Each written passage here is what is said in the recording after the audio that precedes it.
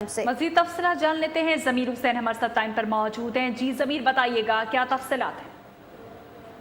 जी बिल्कुल, एहतसाब अदालत में आज अल अजीज़िया रेफरेंस की समाअत हुई है। साबिक वज़ीर-ए-आज़म मियां मोहम्मद नवाज शरीफ कैप्टन टाट सफदर अदालत पहुंचे थे और शरीफ ख़ानदान के खिलाफ ये अल अजीज़िया रेफरेंस की समाअत थी। मियां मोहम्मद नवाज शरीफ बर वक्त लाहौर से इस्लामाबाद पहुंचे और इस्लामाबाद से वो एहतसाब अदालत पहुंचे। आज भी वफाकी वज़रा की बड़ी तादाद मियां मोहम्मद नवाज शरीफ के साथ अदालत में केस की समाअत सुनने के लिए पहुंची।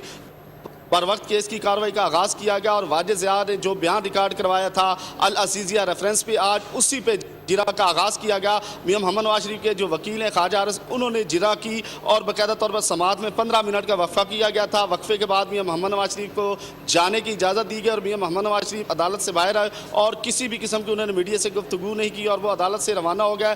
जबकि समाअत में 15 मिनट के वक्फे के बाद केस की समाअत दोबारा शुरू हुई।